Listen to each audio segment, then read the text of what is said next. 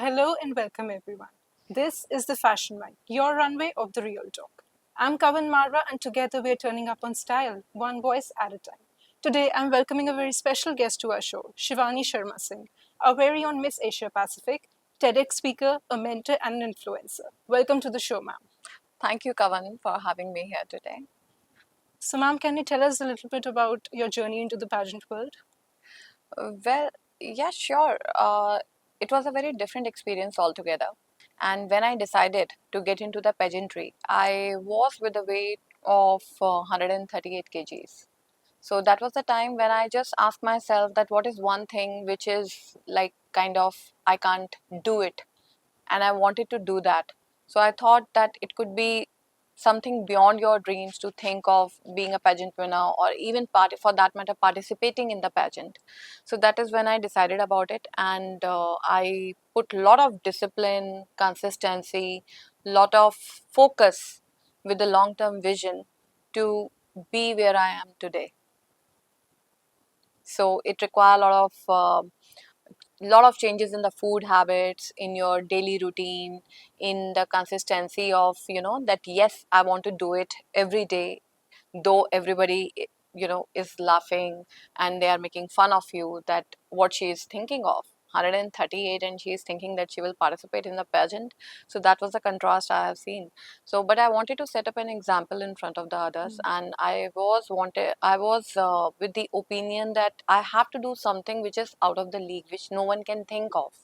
And when people saw me doing it, जब उन्होंने देखा कि ये कर रही है और किस तरह से changes हो रहे हैं, because when you start taking to achieve anything, first you need to take a small step every day. You need to break that vision or break that goal into different parts. So at that particular point of time, it was getting into something which can put an example in front of the masses, in front of my circle, in front of me as well, that yes, I can do it even after facing all the physical challenges at that particular point of time, because I could clearly remember that I was not even able to sit on the floor.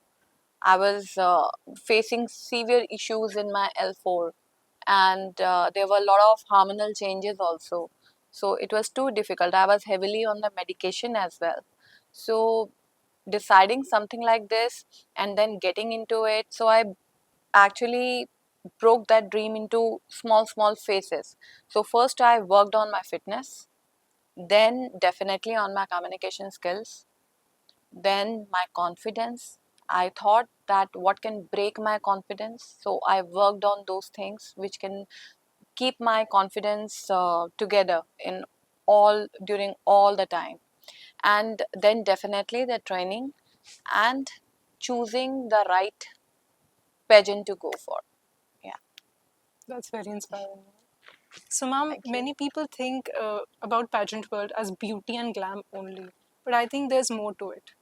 You need, Absolutely, yeah. absolutely, Kavan. There is a lot more to it. It is not just about beauty or getting into the glam industry. Yeah. Yes, the when you look at it, लगता ऐसा ही है कि यही है, मतलब you will find everything chakachon type of, and you will get lot of attention, but no, you think that when anyone think of participating in the pageant, they think that once they will win the pageant, it will be over. Not at all. It starts from there, because you achieved, right? After achieving that, how you are maintaining it, what you are doing, what kind of value addition you are doing, what justice you have done of that recognition, that makes you a queen, not the crown. So it is definitely a lot more. It is about your character, it is about your confidence, it is about what kind of role model you are. It is about bringing a change in the life of even a 1% change in the life of anyone. So that makes it count. So, ma'am, any advice you would like to give to the young girls who want to enter this field? Lot of advices. So it is today the world is more about digitalization. Yeah. Okay, we get attracted and we get influenced by people whom we have no idea about it. For example, if I see any Hollywood actress or Bollywood actress, we are seeing their best part, because in the digital world, everyone, they will showcase only their best. Yes. They will not show you their sorrows, the tough part, or how did they get there. Now the young generation, they get attracted and influenced by those glimpses of their life, the good glimpse, right? Now one has to be very careful. First, you need to decide what you want, then you need to decide how do you want it, and third, what step you are taking to achieve it. You have to be very focused. At the same time, you have to be very determined and consistent in your approach. There will always be two sides. One is a shortcut, other is a long cut. You need to work and choose very smartly. Shortcut may give you an overnight success, but you won't be able to enjoy that success your whole life. So make wise and wiser choices, I would say. Yes, ma'am. So, ma'am, can you describe your signature style? It's about being yourself. So Exactly. whatever you are doing, whatever you are wearing, whatever the way you are communicating, you are presenting yourself, your presentation is very important. And it is not just limited to walking the ramp, or being in an event as a chief guest, or it is something like that. You are positioning yourself every day. When I say positioning, it is about in front of your kids, in front of the family, in front of your office people, in front of your event masses. It goes like that. So you have to choose your style very carefully. To me, it is something like be comfortable in your skin and just be yourself. Let it be good, bad, or ugly, but keep your intentions very right. But, ma'am, a lot of people have misconceptions about the body type, the skin color, and all. So, what would be your advice to them? No one is perfect, and we just need to see that how we can get comfortable, or how we can be okay with our own very little imperfections. We don't need to get into this that okay, that person is fairer to me, that person is having a better body shape. No, it is not like that. It is all in the mind, though you should focus and concentrate on having a good health. And when I say good health, it it is not just restricted with your physical health. It is about your mental well-being also. Just achieve that, and you need not to be, trademark yourself with a certain body type. Everyone is good. God has given if you have your senses working absolutely fine, trust me, you are blessed. So make the most out of it, make a good out of it. Be happy with yourself. Exactly. So, ma'am, nowadays fashion trends are taking over person's signature style. Like people avoid their own personal style and follow fashion trends blindly. So, what would be your take on it? Well, I don't believe in it. Absolutely. To me, it is something like over the years. There was a definitely a time when I was also getting influenced by the brands. We all have that kind of phase in our life, that wherein we want that okay, if it is LV is written, then I want this. But what is LV? LV is the name with Yeah, the initials. Why I want to wear all over written LV, LV, LV? I don't want that. So exactly. I'm like this. So probably, the best thing which I have figured out in all these years, I travel a lot, and I almost travel most of the states of India. Whenever I go anywhere, I try to make a connect with the local artisans over there. I love to wear Western, I love to wear handlooms, but I promote Indian products, Indian handloom, or Indian designers. That I have done. I do not believe in making my style statement and adding to the GDP of some other country of the world. If I have to do that, I would love to do it for my own people, for my own country. So that way I'm very, you can say, patriotic. So I make a connect with the local artisans over there, and I take the maybe a sari or maybe a dupatta or a stole from them, and then I do a lot of mix and match with this. So, and you won't believe the cost when you buy it from the local artisan and the way it is, propagated or populated over the internet or from the big designer showrooms. There is a way difference. So I won't say that you completely boycott the showrooms. No, you have certain things for certain events, or you have that you must have that collection. But at the same time, you can do such a great mixture of your styling with, if you take the products or the saris or the dupattas from the handloom weavers, it will be like you will add on to their life. You will feel good about it whenever you flaunt it. I remember my last visit here and I was wearing a handloom sari only. You just accessorize it well. You, that is your style statement. The style statement is not something that designer has created something and you are flaunting it or wearing it.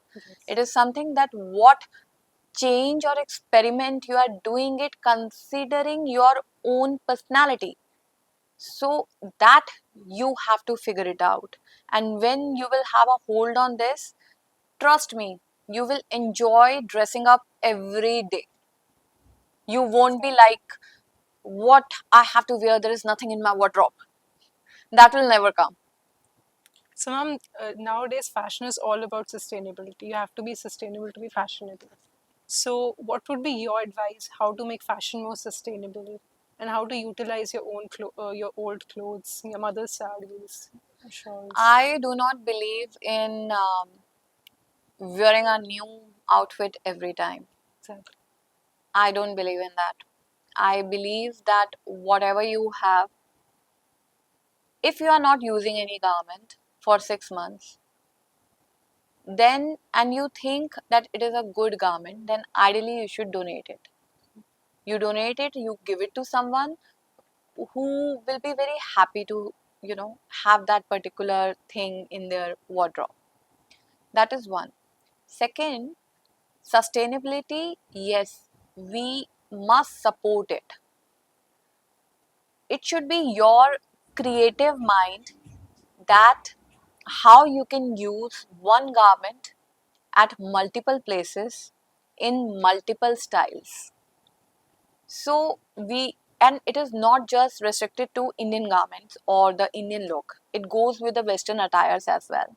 Sometimes you can do an experiment by accessorizing it with a belt or maybe with a long necklace or maybe sometimes with the jeans. Sometimes you can wear it as a dress only if you are wearing a tunic. So it depends upon you that what kind of freshness you can add to it. So work on that. That is creativity. That is fashion. Fashion is not something that you just picked it up, wear it, flaunt it, and then forget about it.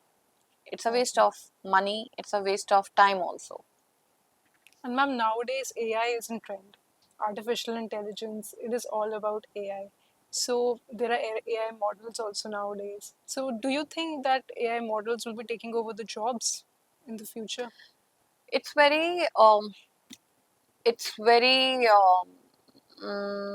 would say complicated, because yes, there is a lot of digital changes which we can see happening, and a lot of jobs are also going and a lot of new jobs are also being created. So definitely I feel that yes, there will be something which will go on in the virtual world also, but considering the fact that human touch is very important and we cannot give control completely to the AI dashboards or technology, there there will be two scenarios: either the technology is driving you or you are driving the technology. So we are still at a safer place wherein we are driving the technology as of now. There are role changes, there are job changes, but in fashion, yes, a lot of creativity can happen. In fact, in movies, in there we are anyway seeing, in the editing we are anyway seeing that a lot of new technologies are already in place and people are happily using it, and we are seeing the results which were like never before.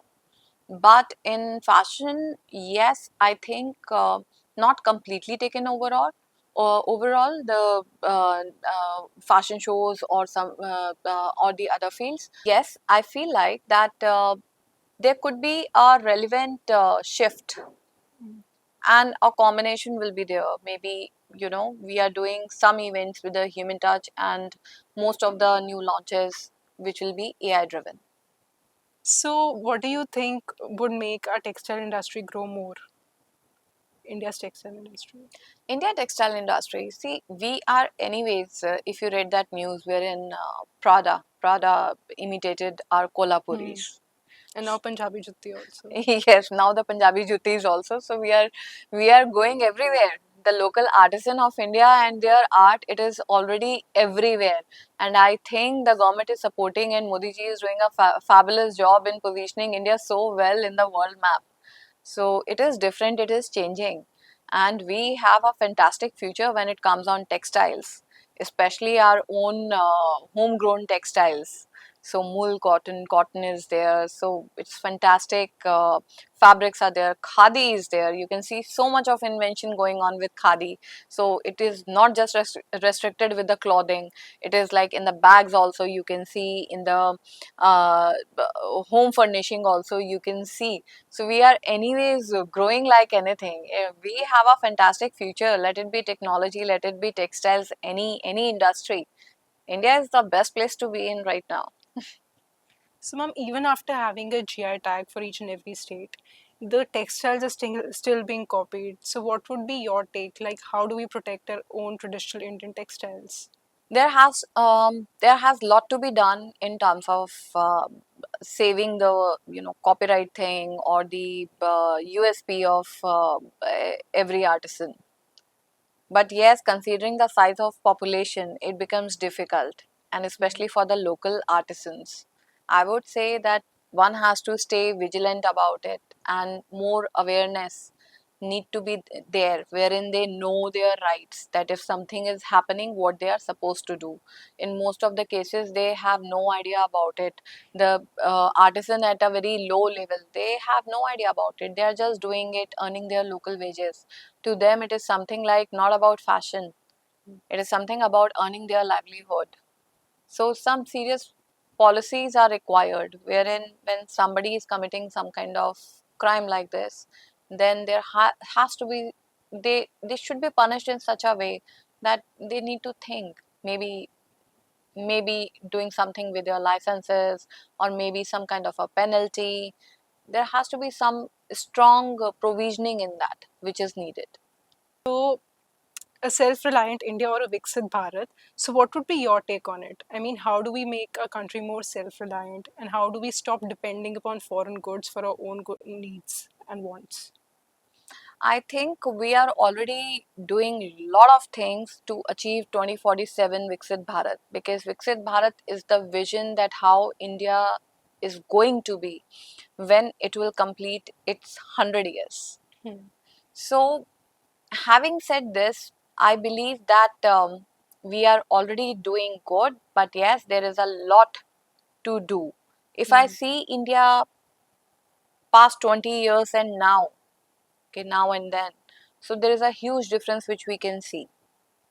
Even to analyze the future of any nation, we need to see that what kind of provisioning is there, one for the elderly, two the young generation. They are the parameters to judge or to evaluate the future of any country. You must be reading news like, that in Japan the youth population is slightly decreasing. Similarly, some issue with the population in China as well. So, but in India, I feel that we are in the stage wherein we are progressing. In some states, the progress is slightly at a slower rate. But if we see places like NCR areas or maybe the prominent cities, you can see the change in the youth. They are aware, they know what they want to do, how they want to do it. They are finding means with the help of the technology. Everything has two sides. So they now, the world is in your grip. So many people, they are doing really great by using the technology, by being as influencers also. Some in one of the remote areas as well, we can see. So there is a lot of change happening. Technology is spreading across all the levels, in tier 1, tier 2, tier 3, everywhere the technology is approachable, and with the government policies, it is coming more handy for the youth and even for all segments of the age. So, having said this, I believe that we are progressing and we are doing good. And by 2047, there will be a lot of changes wherein we will find India is leading as a global leader. It is not just about within India, but it will spread across its wings across globally. We are also increasing in the global index, skill index, and then recently we have done the development in the passport as well. So now we have access to more countries. This shows that as a citizen, we are having better positioning in the globe. So we are doing good, and I'm hoping for a better future by 2047. So, ma'am, how can India's fashion industry contribute more and more to our GDP? It can certainly, it is doing a lot, but yes, we have to make the fashion affordable so that it can contribute more to the GDP. When I say affordability, it comes with the sustainable fashion. It comes by promoting the local artisan weavers, more platforms, more exposures for them, and the reach has to be there, wherein there has to be one anthem, like we will promote make in India, we will promote handloom. Why we need designers from globe? I don't say that we should boycott them, but it is something like in India, weavers first. This is how we can change. Exactly. So, ma'am, can you tell us about a little bit about your personal life? My personal life, I'm blessed with two adorable daughters, and my husband is there. And whatever I have done in life, I just try to set up an example in front of my daughters, so that they will get something to learn which is like genuinely authentic. So this is how it is. And, ma'am, about your book, your upcoming book. Yes, I'm writing a book which I'm planning to launch by January 2026, latest by January 2026, which which will help the masses in a lot many ways. That's great, ma'am. Thank you. Thank you so much, ma'am, for sharing your journey and giving us your precious time. So we'll be back with another episode of the Fashion Mic. Till then, stay you, stay kind, and mostly stay confident.